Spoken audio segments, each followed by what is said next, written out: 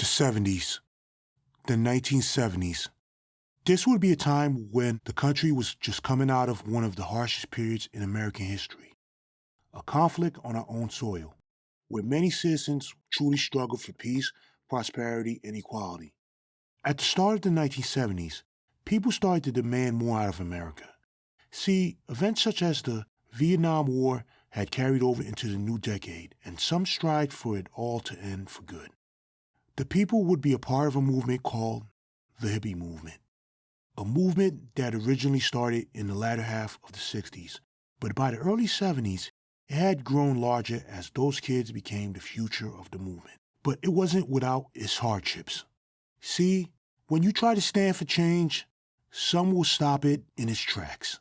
Unfortunately, this would be the case that happened on the campus of Kent State University, when a group of students protested the war in Vietnam.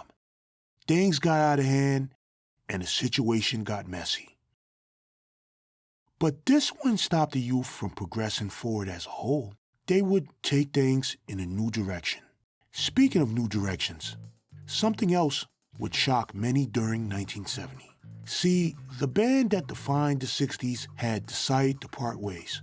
Of course, I speak of the Beatles.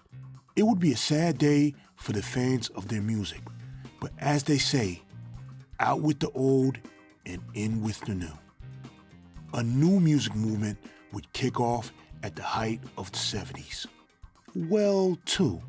The first would be punk rock, with the Ramones leading the head of the pack, and one that would be synonymous with the 70s entirely.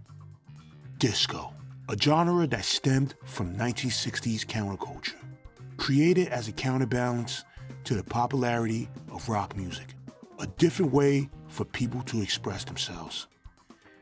This, in turn, would bring about a counterpart to American Bandstand, Soul Train. The show would usher in many R&B and disco acts that were at the pinnacle of the scene at the time. At the start of the decade, the country would also move on to a new leader, a leader like no other. Trust me when I say that, because the man that I speak of is none other than President Richard M. Nixon. Besides being embroiled in one of the biggest scandals in American history, the Watergate scandal, at least he would manage to get one thing done. Before he resigned, which he would be the only president in U.S. history to do so, and that was getting the troops out of Vietnam. As for television, it would see many changes, huge changes. First, a lot of the most wholesome shows were gone from the airways. Even the TV primetime westerns would be gone, such as Bonanza and Gunsmoke, shows that were once a staple of TV. In their place would be content that would push the envelope, to say the least. Mind you, this was a country coming off of one of the most tiring times in history. The content of the old wouldn't cut it anymore. The networks had to reach new and younger audiences. So now you had detective shows and cop dramas that were running things. Even sitcoms had pushed boundaries. Let's take something like All in the Family that would make its way to airways in 1971. This show would feature Archie, who was quite the intolerant man, to say the least. The sitcom touched on racism, anti-Semitism, etc. On the other side of the spectrum, you had the Mary Tyler Moore Show. Yes, the very same Mary Tyler Moore that had previously played a housewife on the Dick Van Dyke Show years prior. Now, she was an independent woman with a career, working at a TV station. This would be a very stark contrast to the 50s and 60s. It would also be a figurehead for the feminist movement. But these shows were a huge ratings draw. Also, there would be more African Americans appearing on TV than ever before, and that's something they had never been prior. A lead.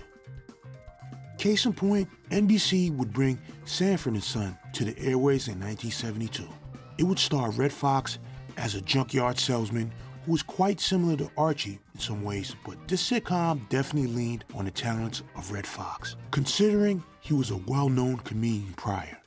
Once again, the show was a huge hit for NBC, so much that it stayed in the Nielsen Top 10 during its entire run. It was a different time when people wanted realness in their content, but as I say, this was primetime TV. So, how would Saturday morning programming fare in comparison? Well, it wasn't afforded the luxury of creative freedom. In fact, around this time, it would be quite the opposite. The networks had cracked down on superhero cartoons that were violent and the commercials that were deemed harmful to children due to the pressure that the ACT had put on advertisers and networks. On top of that, the FCC and the FTC would get in on the fold and have their say in the matter. They would also start to regulate what would be deemed appropriate for children to view on Saturday mornings. This would be a battlefield between two entities. This is the 1970s, and our story continues on.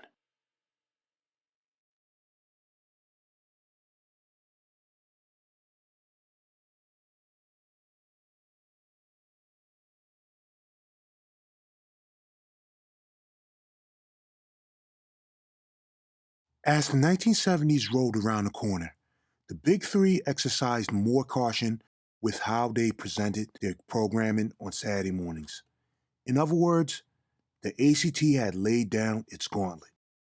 Peggy, along with Evelyn Sarson as well, held the charge with issue statements, petitions, and ultimately sanctioned advertisers by getting the FTC and NAB involved. Notice I mentioned advertisers.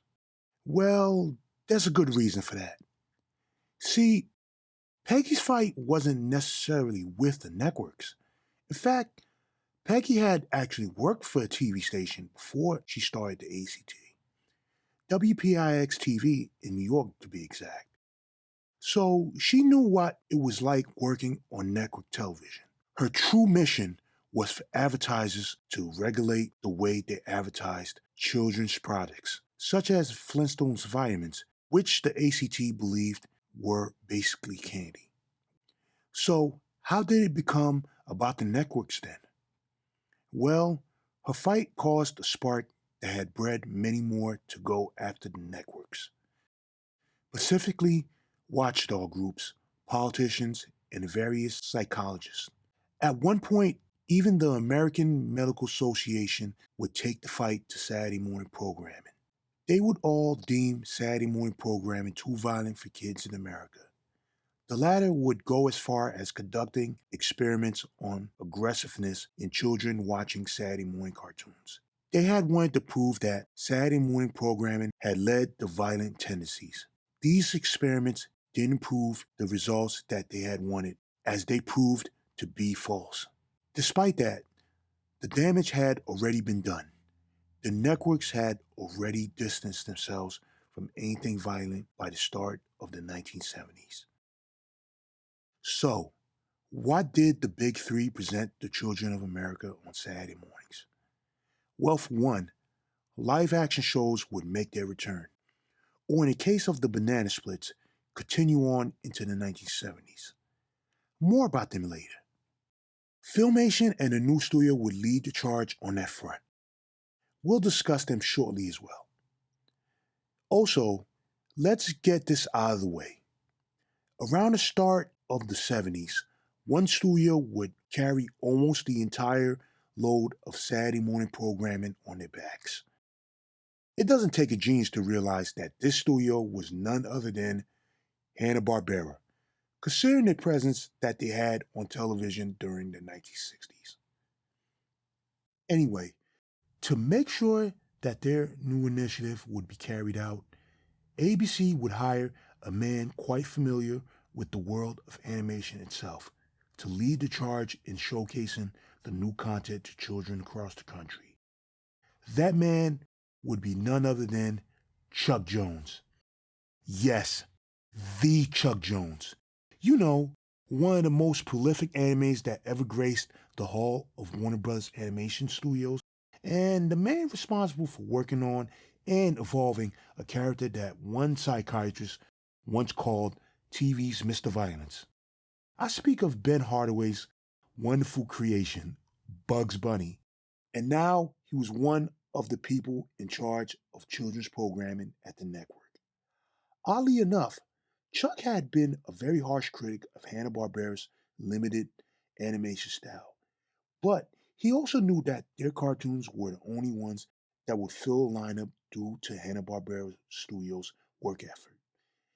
And they would do just that with their offering Motor Mouse and Autocat. This one would be a spin-off of sorts of the Chattanooga Cats, one of the several animated series Hanna-Barbera had made during the latter half of the 60s. Whereas they were the answer to the Archie show, Motor Mouse would be quite different as it would employ the tried and true Hanna-Barbera formula, the cat and mouse duo. They were racers who raced sort of a rehashed idea of their previous creation, Wacky Races, and the Tom Slick segments from George and the Jungle. But to say Motor Mouse and Autocat was a new series to the network wouldn't be entirely accurate. See, from here on out, Hanna-Barbera would start increasing their output to fill lineups, and they would do this by taking segments from a previous anime series and turning them into their own shows. That would have their own segments as well. A spin-off in the loosest term. But this was done on purpose, outside of the viewing audience. We'll get into that in due time.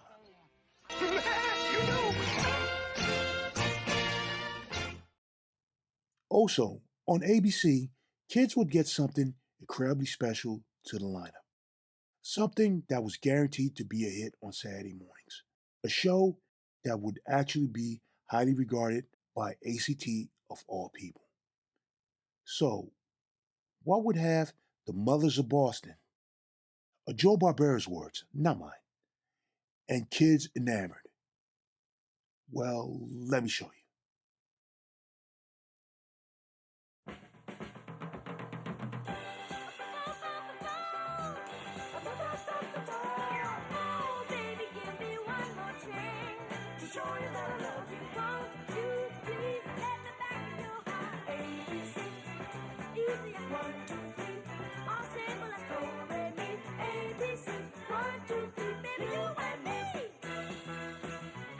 Here it is, the Jackson 5, a cartoon based on possibly the biggest boy band ever.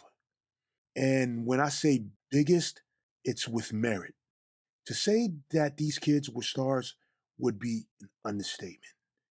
They had the music scene by storm as they would have 4 number one hit singles on the Billboard Hot 100 and a very successful debut album. Diana Ross presents the Jackson 5. That's right, Diana Ross herself put her name on the line to push these 5 young men from Gary, Indiana to stardom. Getting help from Gladys Knight and Bobby Taylor to get them signed to Motown Records also certainly helped as well. As you can tell, they were very popular with young girls at the time, so it was only a matter of time before things would be taken further with the group. That opportunity came knocking at their door. So, who came knocking? Well, the studio would be none other than Rankin-Bass Productions, a studio that would make previous strides in the animation space with their first outing, Tales of the Wizard of Oz, which was their play on Frank Oz's stories as Dorothy and her companions dabbled in adventures. Also, they would make the now classic Christmas special shorts Rudolph the Red-Nosed Reindeer and Frosty the Snowman. And by this time, they would release the classic Santa Claus is Coming to Town and Here Comes Peter Cottontail. Now, they wanted to bring the Jackson 5 into the world of animation. Alongside Motown Records, of course. The series would showcase the brothers, Jackie, Tito, Jermaine, Marlon, and their lead singer, Michael. Michael Jackson. Him. Do we really have to discuss more about this kid here?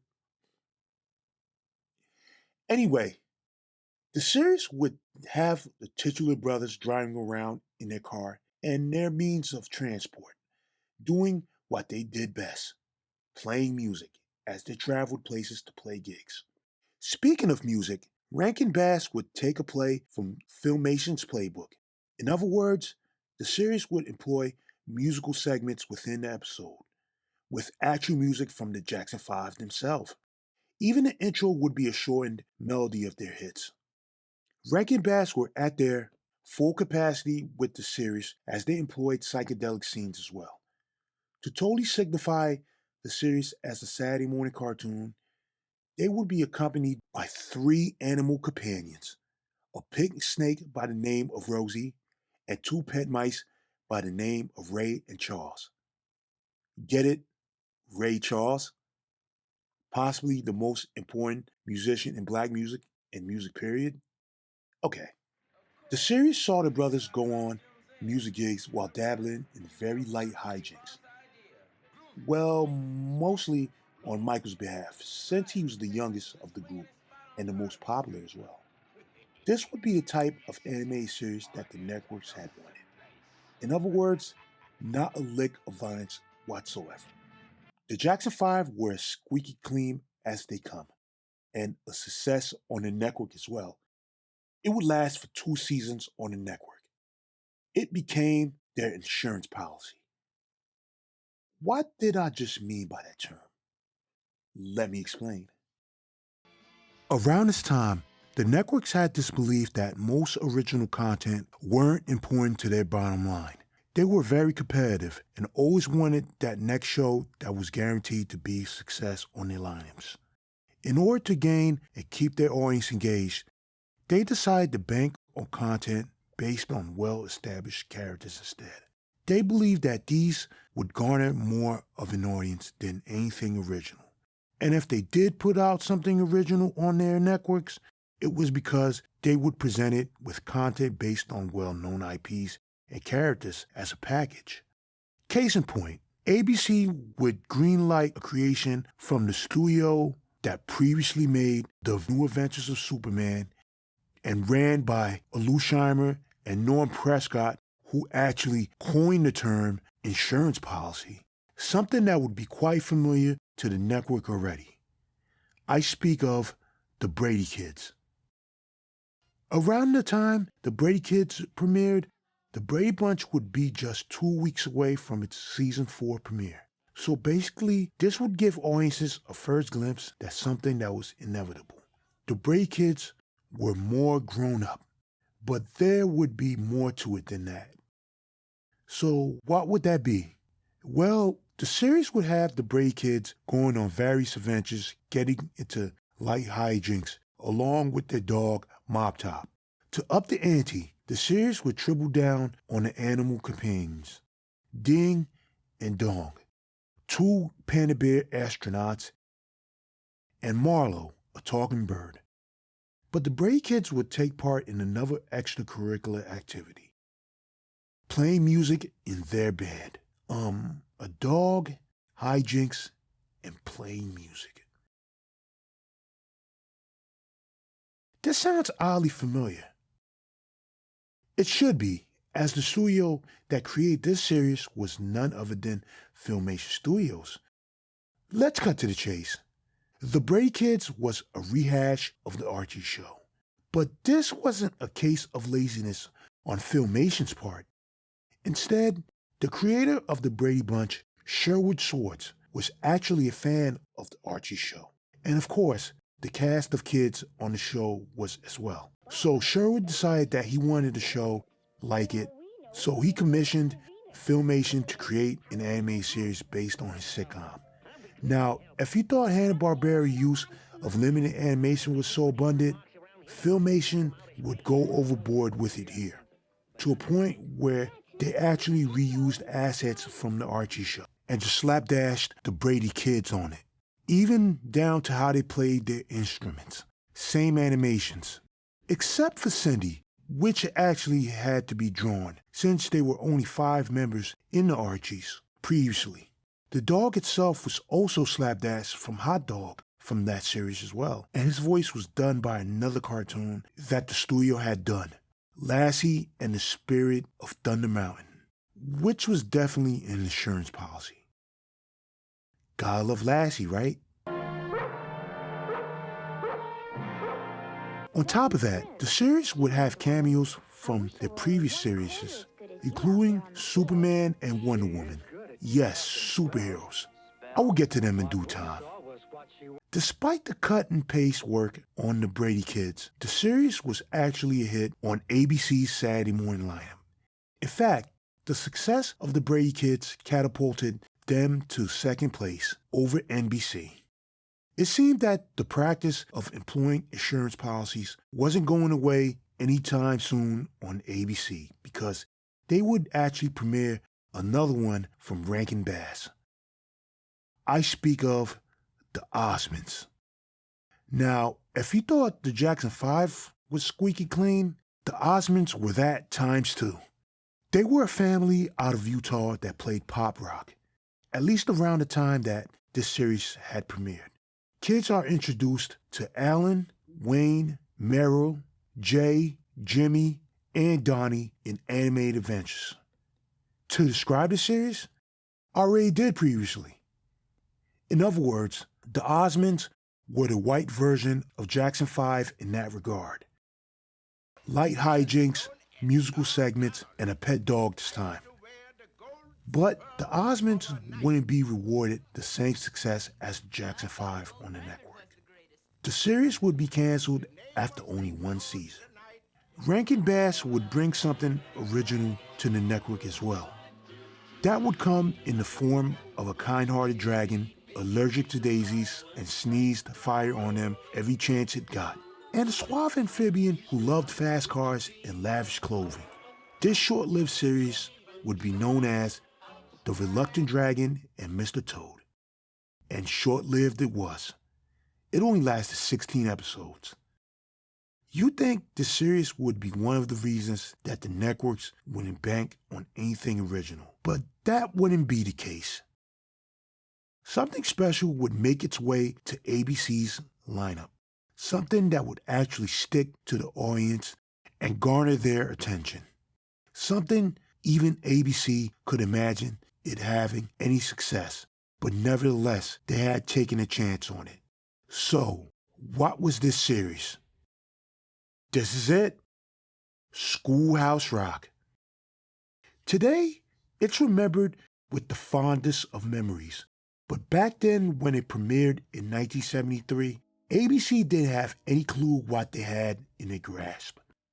Schoolhouse Rock was the brainchild of an ad person by the name of David McCall. The idea for the series came about when David noticed that his son could never remember math problems clearly, but always knew the lyrics to every song that he listened to. That's when it hit him. He thought, what if I could make a program that would incorporate those same lessons, but with music? So he decided to take it upon himself and partnered with a songwriter buddy of his, George Newell. Thus, Schoolhouse Rock was born. But here's the thing. Schoolhouse Rock wasn't a full-length animated series per se. It was more of a series of segments that played during commercial breaks.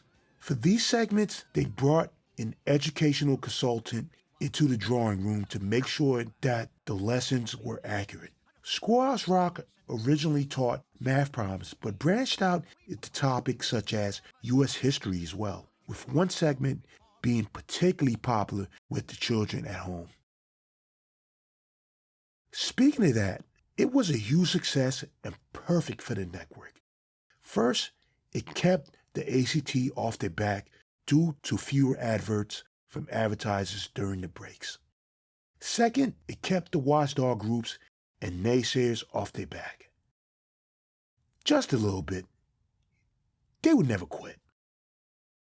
Lastly, it showed that the networks could find children's content that had a good mix of fun and educational value. Schoolhouse Rock would remain on the network throughout the entire 1970s and even win an Emmy or two in the process. Find you, Bill. Now you're a law. Oh, yes. ABC would bring more insurance policies on the network, such as Will the Real Jerry Lewis Please Sit Down? Yes, the exploits of real-life comedian Jerry Lewis. Even Lassie would get into the fold with Lassie's Rescue Rangers, which would be greenlit after the initial reception to the aforementioned Lassie and the Spirit of Thunder Mountain from ABC's Saturday Superstar movie subseries. And then there was The New Adventures of Gilligan. Once again, Sherwood Schwartz and Funimation wanted to take the success that they had with the Brady Kids and apply it to Gilligan's Island. That would make complete sense, considering how popular the reruns were in syndication, especially amongst kids due to the dynamic between Skipper and Gilligan. This anime series would attempt to recapture that as it continued the exploits of Gilligan, the Skipper, the Professor, Ginger, Mr. and Mrs. Howell, and Marianne, but with some educational bits thrown in for good measure. And a pet monkey. Gotta have that animal companion. Most of the cast from the original series would make their return to voice their animated counterparts, except for Dawn Wells and Tina Louise for Marianne and Ginger respectively. Instead, they were voiced by Funimation's resident voice actress, Jane Webb, who was separately credited for both characters under different names. Jane Edwards, by the way. Sherwood and Filmation were right to take them to the world of animation. The New Adventures of Gilligan was a big success on the network and got a second season in 1975.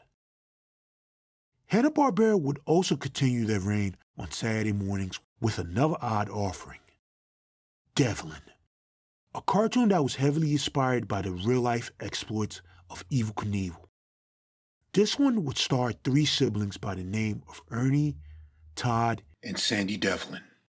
They worked as a part of a traveling circus, working their Daredevil motorcycle act. But in true Hanna-Barbera fashion, they would get wrapped up in crime-solving, mysteries, and adventures. Don't worry, it was all tamed due to the lessons taught about motorcycle safety.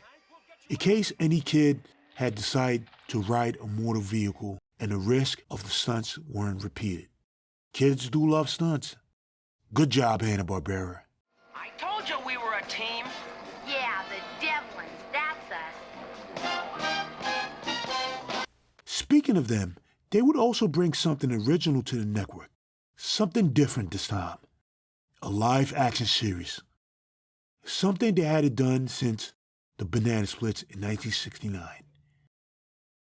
But instead of showcasing a band of live puppet anthropomorphic animals playing music, Hanna-Barbera had decided to delve into familiar ground. The Prehistoric era.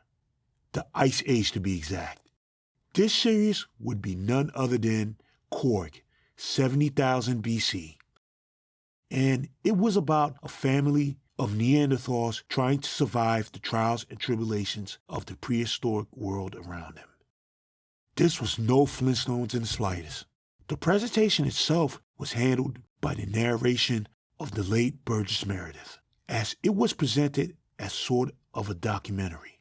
As you may notice, this wasn't the brainchild of Joe and William. Instead, it was created by Fred Freiberger, who had quite the resume previously, as he had written episodes for primetime shows such as Wanted Dead or Alive, Rawhide, and even an episode of All in the Family and Beverly Hillbillies. So this would be unlike anything ever seen on Saturday mornings up to this point.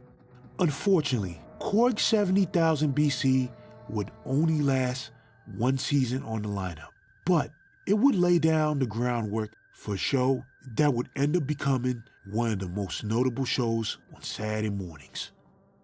Which brings us to NBC. The network would fall in line with the new initiative going on with Saturday morning programming. Let's face it, no one didn't want to incur the wrath of the ACT and the watchdog groups, or like the kids say these days, they didn't want that smoke. All humor aside, this was the case, so NBC would make the same move ABC did, bring on their own executive director of children's programming, George Hinneman. He had previously created Ding Dong School for the network in 1952, so it's easy to say that he had some expertise in dealing with children's programming. With NBC canceling 3 of their offerings due to that new initiative, what would they have to offer the children of America instead? Well, the daytime programming chief at NBC, Larry White, once said in an interview that they were trying to get the young audience to create their own reality and distance themselves from the superhero characters, strong conflicts, and all kinds of action. So, how would they achieve this? Well, for one, it would be Hanna-Barbera who would take a shot at it first. Yes, that's right. This is when they would start fully committing to giving all 3 networks content. On top of that, their cartoons would be on the same time slots, opposing one another. Anyway, Hanna-Barbera would bring kids quite an odd offering. Something quite original. The place is the Challenger Seamount, the top of an underwater mountain. A complex beneath the sea. 250 men, women, and children live here, each of them a scientist pioneer. For this is our last frontier, a hostile environment which may hold the key to tomorrow. Each day, these oceanauts meet new challenges as they build their city beneath the sea. This is Sea Lab 2020.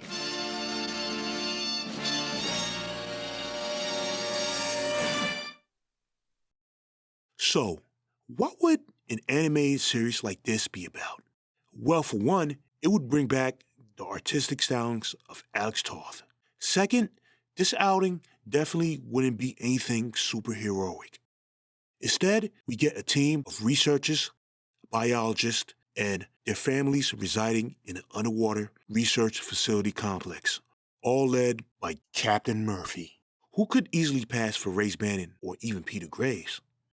As you can tell, the series was a stark departure from what Hanna-Barbera had done in the 60s. The series would mostly be entirely void of violence, and it was also quite educational as it actively taught the audience about the inner workings of sea life and animals under it. So, how would this new direction fare for Hanna-Barbera? Well, Sea Lab would only get 13 episodes on the network, and nothing past that. But if it's any consolation, the team wouldn't go away forever from airwaves. Let's just say that in 2021, they would continue to explore the sea with some wacky results. The Patty Freeling Enterprises also decided to throw their hat in the ring with 2 offerings. Technically 3, with the Pink Panther show, but that was already discussed in another episode. Anyway, this attempt would be original content. Well, sort of. First, we have The Barkleys, an anime series about a family of anthropomorphic dogs dealing with family issues. But the main hook of this series was that it was the Patty Freeling's take on a sitcom that was hugely popular on TV around this time, All in the Family. How? Well, for one, the patriarch of the family, Arnie Barkley, was just as cynical as Archie Bunker and shared the same initials. Not only that, he would also take after another classic sitcom character as well, Ralph Cramden from The Honeymooners, as Arnie was a city bus driver and quite short-tempered as well. Alongside him was his sweet but sometimes oblivious wife, Agnes Barkley. They would be joined by 3 children, the spunky teenage daughter Terry, the older brother, Roger, and the precocious little brother, Chester. The plots in the series usually consisted of Arnie dealing with his family or Arnie carrying on with some kind of scheme, either get famous or get rich. Just like, you get the point. This idea wouldn't be entirely original, since around this time, Hanna-Barbera would premiere their version of the animated family sitcom, Wait Until Your Father Gets Home, to first-run syndication. On the other end of the spectrum, they would also bring the Hound Cats. Whereas the Patty Freeling took a stab at sitcoms, this one would actually take from another show that was just on its last season on CBS, Mission Impossible. How? Well, the cats in question would also be a team of 5 crack shots who dabbled in secret tactics to fight crime. To some comedic results, of course. The Barkleys and the Hound Cats would only get 13 episodes apiece, and that was it. But NBC's lineup wouldn't have all duds, as they would get a very special one from none other than Filmation Studios, an insurance policy no less. Something never seen before on Saturday mornings. So, what was it? Well, let me introduce it to you. Here it is, Star Trek, the animated series. Yes, Star Trek. Today, it's basically an institution. But back in 1973, it was just making its comeback after being canceled in 1969. The original series, that is. But between 1969 and 1973, Star Trek had gained more popularity in syndication than it ever did in primetime. Die-hard fans soon clamored for it to be brought back to primetime. But in those days, that rarely happened, if not at all. Many production companies had vowed to take the license and make something out of it. But it would be Lou Scheimer and his studio that won out. And for good reason. He's the only one that allowed Gene Roddenberry creative control over the production. This would be a most excellent move as he brought in the original story editor / head writer, D.C. Fontana, into the fold to supervise the scripts. So, how did it turn out? Well, let's cut to the chase. This is Star Trek, hands down. When I say this, I mean that it was what Star Trek would have been if it had gotten a 4th season in primetime. Well, almost. It retained the feel of the original series, but with the use of animation, they were allowed to tell stories they couldn't tell in live action. On top of that, Filmation's animators had managed to capture the likenesses of the Enterprise crew to a T. Captain Kirk, Spock, Dr. McCoy, Lieutenant Uhura, and them. I told you almost. And all of them were voiced by the original actors from the original series. To further recreate the experience, they also brought in various writers who wrote episodes for the original series. They would script episodes that were sequels to the original series, such as the classic Season 1 episode, The Trouble with Tribbles. But here, it was more trouble, more tribbles. At the time, the series would be the most expensive Saturday morning cartoon on air, as the cost of each episode was around $75,000. Star Trek, the anime series, would play at a later time slot on the lineup to get much out of their expenses. This was a good move because it allowed both kids and older fans to watch it. Star Trek, the anime series, was a huge success on the network's Saturday morning lineup. This would garner them a 2nd season, and that was it. Don't worry, it didn't get canceled on the network. Instead, the show was supposed to run on a 2-year commitment, so it had ran its fulfilled course. Besides, it would be the catalyst for Paramount to finally bring Star Trek back to live action. I speak of Star Trek, the motion picture, 4 years after, so all would be well.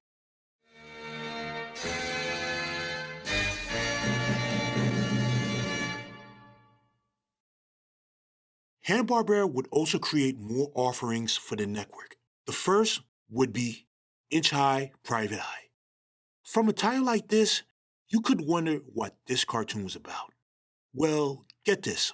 It was about a gumshoe who worked for the Pinkerton Detective Agency for an overbearing boss, Mr. Pinkerton, and he just happened to be an inch high. Alongside him was his niece Lori, her boyfriend Gator, and Inch High's St. Bernard companion, Braveheart. The series would play up to his very short stature, as he would get into various situations due to his size. Despite that, he always found a way to solve the case. Inch High Private Eye would be the standard for a Hanna-Barbera cartoon at the time. In other words, it only lasted 13 episodes. Also, they would bring one of the most oddest families ever seen on television. And I'm not talking about the Munsters. So that could only mean...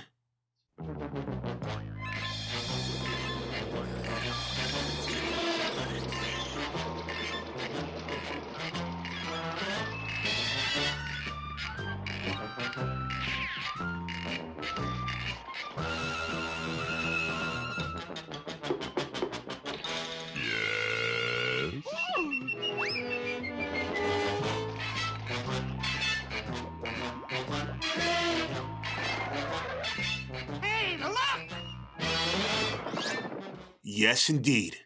It's none other than the Addams Family. Created by Charles Addams himself, it started as a comic strip. But of course, by now we know them from the classic sitcom, which would be in syndicated reruns around this time.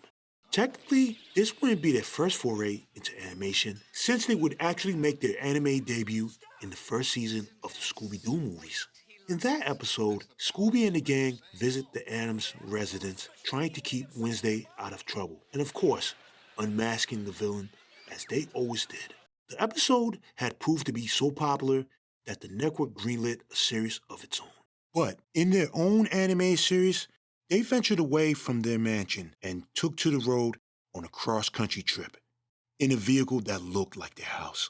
As you can imagine, their encounters were met with mixed reactions.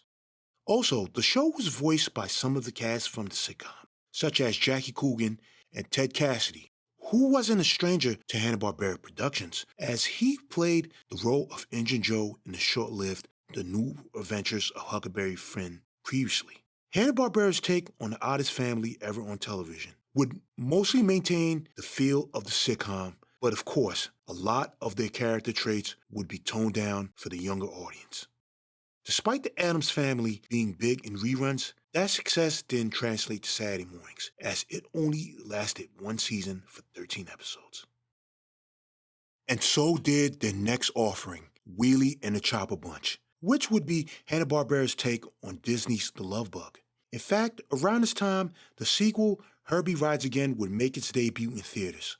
Truthfully, this would be a spiritual successor to Hanna-Barbera's previous offering, Speed Buggy. But instead of having two kids in a talking car, Wheelie and the Chopper Bunch just got rid of the kids and just made Wheelie a driverless car, alongside his main squeeze, Rotary. Get it? Okay. Anyway, they were both truly anthropomorphic, as they could stand upright on their wheels as if they were legs. But it wasn't all fun and games for these two, as they had to contend with the likes of the Chopper Bunch. They were motorcycles that were also the same, and they were out to ruin any good time that Wheelie and Rotary would have. The series would also last 13 episodes on the network. So did another cartoon of theirs, one that would bring audiences to another age and time, something quite odd. I speak of the Roman holidays. First, they took us to the Stone Age, then to the future, but in between, they would take us to the age of the Roman Empire. But there were no gladiators in this one. See, this was basically Wait Until Your Father Gets Home, but set during the Roman Empire. It had all the trappings of a sitcom: a wonderful wife, teenage kids, and a house pet, a lion by the way, all while going to work for an overbearing boss and dealing with situations in his home life. And of course, the canned laugh track, something the studio loved to put in their productions around that time. The Roman holidays didn't go well on the lineup, as it only lasted for 13 episodes. While Hanna-Barbera wouldn't provide any strong hitters on NBC, the network wouldn't be without any. It would just come from another studio. This was a studio that got its start working with Hanna-Barbera. It would be something very different, but quite familiar. In other words, it was live action. So what was it? Better for me to show you. Met the greatest earthquake ever known. High on the rapids, it struck their tiny raft and plunged them down 1,000 feet below. Here it is, The Land of the Lost, a creation from two brothers that wanted to create great television for the younger audience, Sid and Marty Krofft. But this wouldn't be their first rodeo, as they previously brought their first outing to the network in 1969, H&R Puff and Stuff. But it would be The Land of the Lost that would finally cement them as major players in the Saturday morning programming race. As for the premise, it was about the Marshall family that consisted of Rick Marshall, who was a park ranger, and his kids, Will and Holly, as they were thrown into a time vortex. This sent them to an unknown universe where prehistoric times didn't cease. This world was inhabited by dinosaurs and lizard-like people called the Sleestaks. The Marshalls were trapped in this new world, just trying to find their way back home. They would be assisted by Chaka, who was part of a race called the Pekuni. The series would employ the use of stop-motion animation and miniaturized sets to create the atmosphere of a Jurassic World. They would also bring on a linguist by the name of Victoria Fromkin to work on a language for the Pekuni. It would be based on various African languages and dialects. In fact, during the show, the audience could learn the language as they watched. The Land of the Lost was a huge hit, garnering 3 seasons on the network, which was in itself unheard of for Saturday morning programming. The success of the series would be the beginning of great things to come for Sid and Marty Krofft's studio.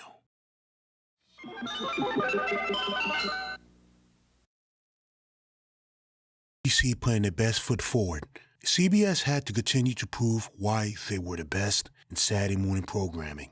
Because, let's face it, they still had Fred Silverman at the helm. His first move was to appoint his own supervisor for children's programming, and that man would be Alan Duchovny, who's already a veteran in radio programming. So, with the pieces in place, what did CBS have to offer on their lineup? Well, for one, Fred Silverman would have a great relationship with Hanna-Barbera around this time. And as we know by now, he's responsible for Space Ghost making its way to the network. Not only that, he would also be responsible for the creation of Scooby-Doo, since it was his idea. Scooby-Doo, Where Are You? Was a huge hit for the network, and the new Scooby-Doo movies was on its heels of becoming just as successful or more.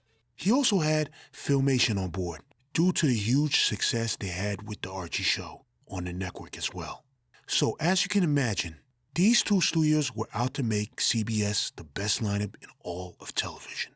With Filmation, they brought a new creation to the network, the Groovy Ghoulies. With this outing, the studio would go in a different direction. As you can probably tell by the name of the series, this is about a group of Hollywood movie-styled monsters participating in playing music and getting into hijinks. Count Dracula was the main character of the series, usually called Drac for short, accompanied by his pudgy wife, Hagatha. Yes, Dracula with a wife. Imagine that. The Groovy Ghoulies had quite the colorful cast, with characters such as Lovesick Loveseat, a chair that constantly wanted to hug Drac, Broomhilda, Frankie, as you can see, is their version of Frankenstein's monster, but mean and ghastly Frankie was not. Instead, he was quite lovable and a lover of pranks. Then there was Rover, a pet dinosaur. Of course, you gotta have your pets in a Saturday morning cartoon. Bela Lugosi, who was Drac's dispatcher and a blatant play on the name Bela Lugosi.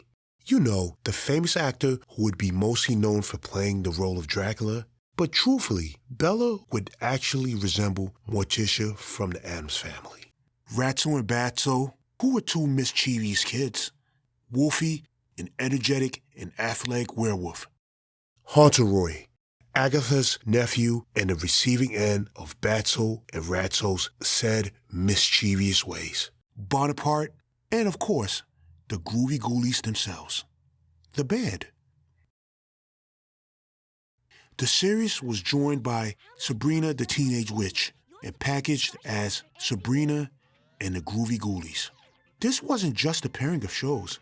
Sabrina showed up in an episode or two, and vice versa. As for the format of the series, it was exactly like the Archie show, a segment of hijinks followed by a musical segment.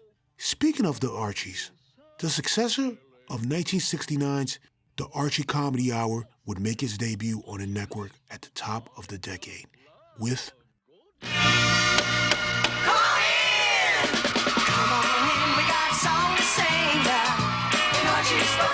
Archie's Funhouse.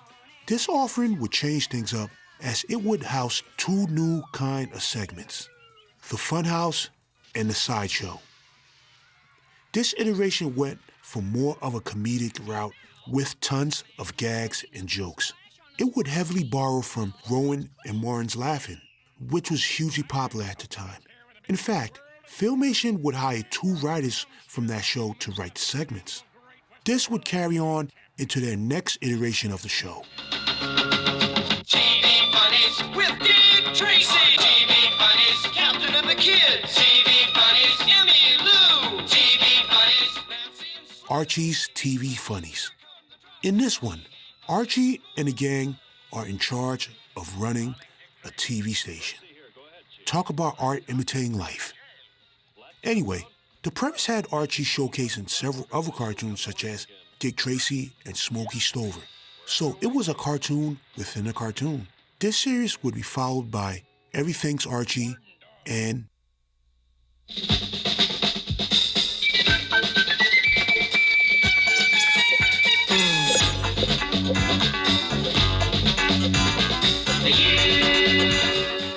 The U.S. of Archie in 1973 and 1974, respectively.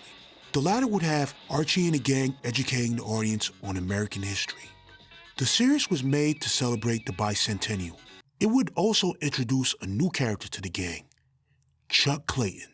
Yes, an African American. Representation before it became a fad, unfortunately. Trust me, we will be seeing more of this later on. Anyway, the kids of Riverdale cosplayed various historical figures throughout U.S. history and interacted with figures such as Harriet Tubman, George Washington Carver, and Paul Revere. Archie and the gang would be CBS's bread and butter on the lineup. But after the U.S. of Archie, it seemed that the well had ran dry for a while, as no new cartoons were developed afterwards. Speaking of the U.S. of Archie, the question you might be wondering is why Filmation decided to go left field with this iteration. Well, the answer lies in another offering that preceded, which changed the trajectory of content on the lineup. A cartoon that would take kids to a place that was different but actually existed in their world. A neighborhood unlike most growing up in America, with a different group of kids from the other side of the tracks.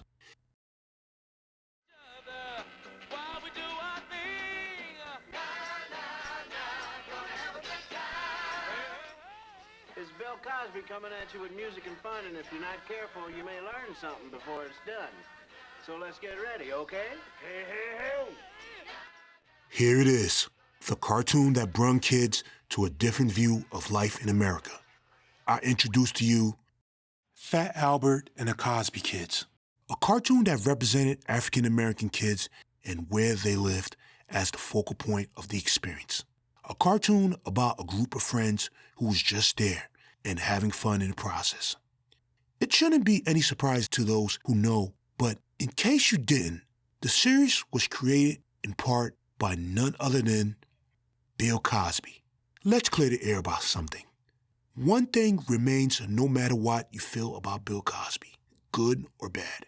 His contribution to television is something to be respected. For instance, let's take it in the context of the earlier days. See, Bill Cosby had already came off his 3-season run on the hit espionage series I Spy, where he played a secret agent alongside the late Robert Culp. Bill would benefit from it the most as he wouldn't only garner 3 Emmy Awards for the role, but also became the very first black actor to ever star in a leading role on television. Bill would continue to make his mark on television with TV specials. Then he would make his first foray into situational comedy with The Bill Cosby Show in 1969, which would showcase his comedic side, despite the show not having a laugh track, which was quite uncommon back then. The show instead had a very light tone to it. Unfortunately, it only lasted for 2 seasons on NBC, but that didn't deter him as he followed it up with The New Bill Cosby Show the following year in 1972. This one would be a variety show with various guests such as Sidney Poitier, Diane Carroll, Don Rickles, Ray Charles, and even Sheldon Leonard, who was previously his boss as he was the creator of I Spy. The point that I'm trying to get across is that by this time, Bill Cosby had become a household name. So when Bill approached Filmation about creating a cartoon based on his experience growing up in Philadelphia, Lou Scheimer and Norman Prescott wasn't inclined to refuse his pitch, and the network would be pleased to have a talent like Bill Cosby on board. This would be a great choice because Fat Albert and the Cosby Kids would become a show that networks were clamoring to have in their lineups. It was a show that taught kids about social problems, how to deal with them, and about facing challenges such as peer pressure, drug and alcohol temptations, and of course, racism. Filmation and Bill Cosby tried to reflect how life was in those neighborhoods, but always in a subtle way. The series also had a very interesting cast of characters, starting with Fat Albert, who was of course what his name implied. But he was way more than that. Albert was always the one who kept his friends on the straight and narrow. Quite intelligent and kind this kid was. Then you had Russell, the short kid who always talked big. Dumb Donald, who was as his name implied and wore a scully past his head. Mushmouth, who talked with a speech impediment. Rudy, who was quite the suave kid. Weird Harold, who was a tall but clumsy kid.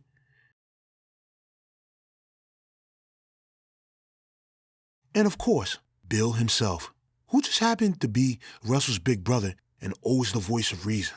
It makes sense that he was part of the cast, since Fat Albert was based on a kid that used to live in his neighborhood, and it was based on his childhood, of course. Fat Albert and the Cosby Kids would be a huge success for the network, but not as you would think. Truthfully, it wasn't always the ratings boomer, but it did have so much acclaim that it warranted its stay on the network. Fat Albert and the Cosby Kids changed the perception of what a cartoon could be in that era. It would have a very profound impact on Saturday mornings going forward, as the other networks wanted a show just like it on their lineups. Fat Albert and the Cosby Kids would remain on the network during the entire decade.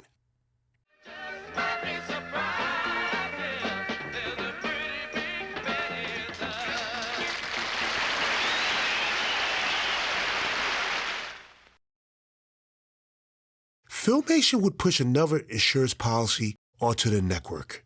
This offering would be none other than My Favorite Martians. Based on the classic sitcom My Favorite Martian that starred the late Ray Walston as the Martian and the late Bill Bixby as his so-called cousin, but he was really a newspaper reporter by the name of Tim O'Hara. In this animated take, the character of Andromeda, mostly known as Andy, was added into the fold. Andy wasn't just some character specifically made for the anime series. He was initially introduced as a character in the sitcom's final episode. So basically, My Favorite Martians was sort of a continuation of the sitcom. He had also crashed down on Earth, and the premise of the anime series would involve both Martians trying to fix their ship to go back home to Mars. But Andy would have to attend school on the side in the meantime. They both got into comedic shenanigans dealing with characters both and from the original sitcom, such as Caddy, Tiny, Crumb, Jan, Coral, Miss Casserole, and of course, the Martian's pet dog, Okie Dokie. Unfortunately, the audience would never finish seeing them to fix their spacecraft to go back to Mars. The series would only last one season on the lineup. As for Hanna-Barbera, the studio would bring a lot of their content to the network, considering Fred Silverman already had a great relationship with the studio to begin with. Of course, we know that Scooby-Doo would become a staple on the network's lineup. So, the success of Scooby-Doo opted for Hanna-Barbera to bring another show in the vein of their hit animated series. Something with their version of ethnic representation to the lineup. An American staple, the Harlem Globetrotters. So, what was the premise of this series? Well, it was about the Globetrotters just touring the world in their van, facing off against criminals, and getting into antics while trying to complete their gigs. I wish I could say there was more to it than that, but I would be lying. Nevertheless, it lasted for 2 short seasons and spawned a live-action variety series called the Harlem Globetrotters Popcorn Machine. If it's any consolation, they would be the very first to head up a cartoon featuring an all-black cast. Well, except for Granny, of course. And they would later end up in an episode or 3 of the new Scooby-Doo movies, so they definitely didn't go to waste.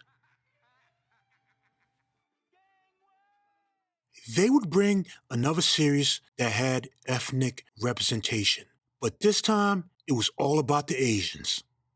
This series would be none other than The Amazing Chan and the Chan Clan. In this offering, or should I say insurance policy, because Hanna-Barbera would base it off of the Charlie Chan films that started in the late 20s. In those films, Chan was a detective, going out and solving cases for the Honolulu police.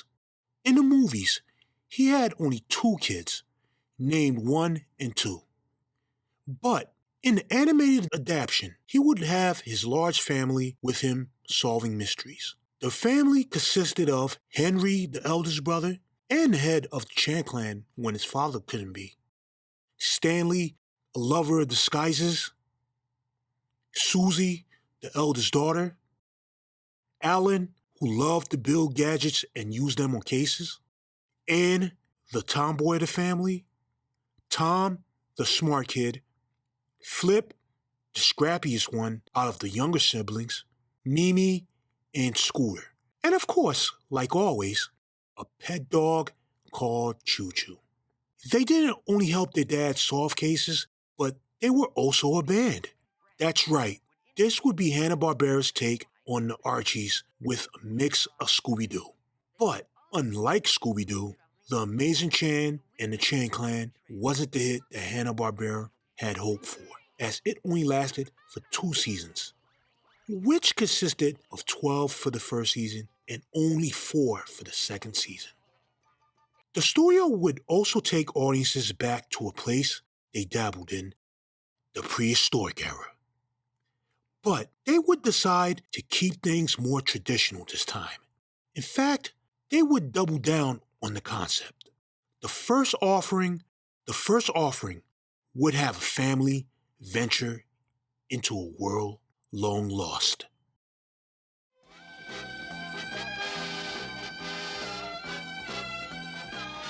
Deep in the heart of the Amazon, the Butler family was exploring an uncharted river canyon.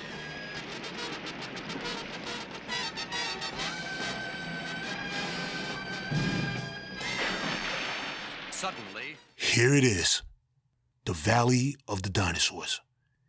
In this series, on the surface, looked like Hanna-Barbera's spin on the Land of the Lost, considering the family are thrown into this environment almost the same way. It's a whirlpool here instead of a time vortex, by the way. Really, it would be another take on their own cartoon series, 1966's Dino Boy in the Lost Valley. In that series, Dino Boy had to learn to survive in the prehistoric wilderness with his caveman friend after the plane he was on crash-landed onto this mysterious world. Valley of the Dinosaurs would be quite similar in the premise, as it had a family trying to survive and find their way home. Speaking of family, audiences are introduced to the Millers, which was John, who was a science teacher, his wife Kim, and Katie, their older daughter, and their younger son Greg. And of course, being a Saturday morning cartoon, they also had a dog by the name of Digger. Now, why they would have a dog on a rafting trip is way beyond me. Dogs and Saturday morning went together like peanut butter and jelly, I guess. Anyway, they would navigate through this lost world with the help of a prehistoric family. Gorak, his wife Gara, Locke, and Tana, their son and daughter respectively, and their pet dog. I mean, pet dino, Glimp. Given the stance of toning down any kind of violence, Valley of the Dinosaurs instead offered light adventure and educational bits very similar to C-Lab 2020.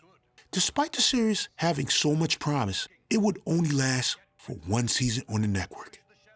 Their second offering is one that doesn't really need any introduction.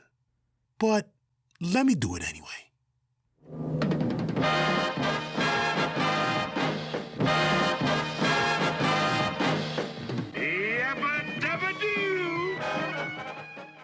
Yes, the Flintstones, back like never before.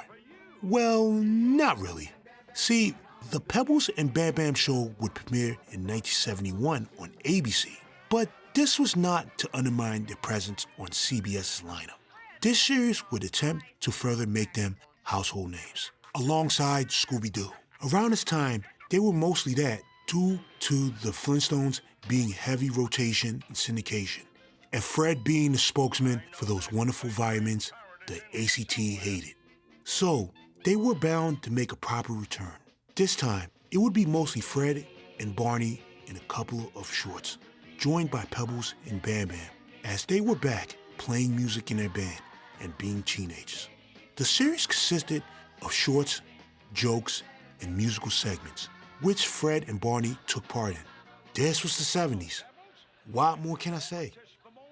The Flintstones comedy hour would be shortened in the second season to 30 minutes, and Pebbles and Bam Bam were cut out of the show, with it being now called the Flintstones Comedy Show. In all, the series went for 18 episodes on the network. Hanna-Barbera would also bring another insurance policy to the network, one about a family quite familiar with the times and a perfect fit for the lineup. Or it seemed. More on that shortly. Anyway, this is what they brought to the lineup for kids.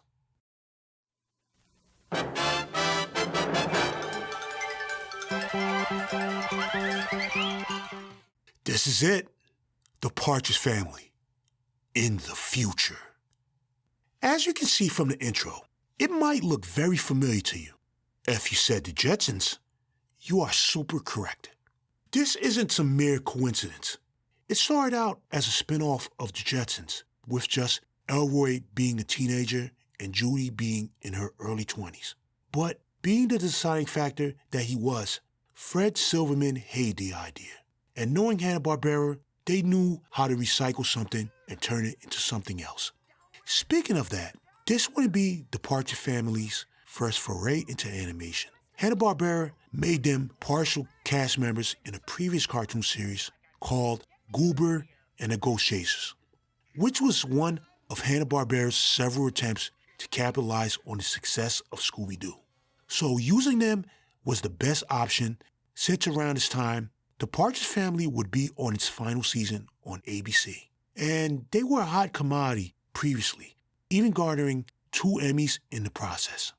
In the sitcom, it was about a widow and her family trying to get their big break in the music business. They traveled in their bus to gigs, and since it was a sitcom, got into various comedic situations along the way and at home. As for the animated iteration, the Partridge Family were already superstars, and instead of traveling on a bus, they traveled in a multicolored hovercar.